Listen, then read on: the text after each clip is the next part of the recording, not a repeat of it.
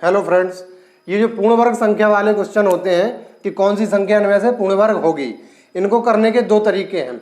एक तो है जो हम इसका वर्गमूल निकालें सारे नंबर्स का, पहले इसका फिर इसका फिर इसका फिर इसका, और एक होता है शॉर्ट मेथड, ये ट्रिक होती है। ये उसको हम ये समझ लो कि हम देखते ही उसको बता सकते हैं कि ये पूर्ण वर्ग है या नहीं है।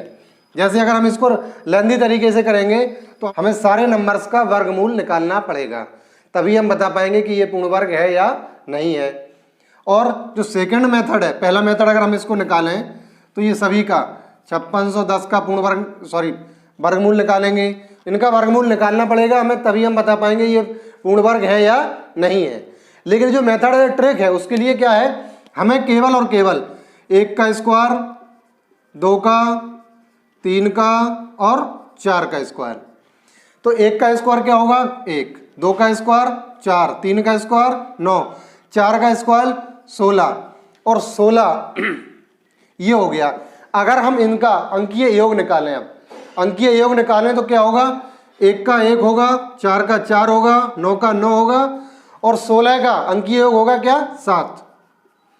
तो हमें क्या करना है, इनमें केवल 1, 4, 7 और 9, 1, 4, 9 या 7, इनमें से कोई भी नंबर, किसी भी संख्या का डिजिटल सम अगर आता है, अगर इनका हम डिजिटल सम निकालें सभी संख्याओं का A B C D, 4 option जो दिए इनका अगर हम डिजिटल सम निकालें एक बार, तो इनमें से अगर आता है जिसका भी डिजिटल सम ये आ जाता है, इसका मतलब उसे आंख बंद करके कह सकते हैं कि हमारी ये पूर्ण वर्ग संख्या है।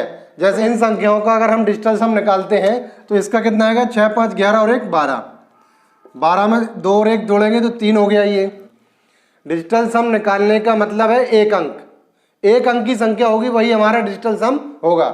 अगर 12 आया है तो 2 और 1 को जोड़ा फिर 3 आ गया।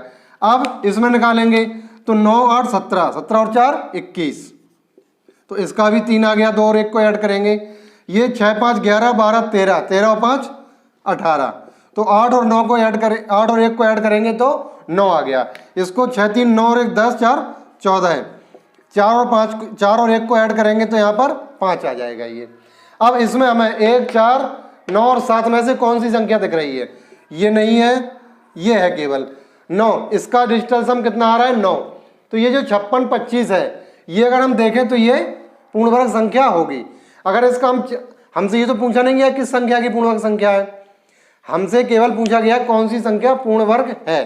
तो हमें पूर्ण वर्ग संख्या बताने के लिए केवल ये नंबर 1, 4, 7 और 9, 1 से लेकर 4 तक के जो स्क्वायर हैं उनका डिजिटल सम निकाल लीजिए। अगर उनमें से कोई भी एक डिजिटल सम आता है संख्या का तो वो हमारी डेफिनेटली पूर्ण वर्ग संख्या होगी ही होगी। इसमें जो डिजिटल सम निकालने का तरीका है, ये मैंने वीडियो में बताया हुआ है, उसको आप समझ लीजिए। जो वीडियो का मैं लिंक इस डिस्क्रिप्शन में दे दूंगा इसके।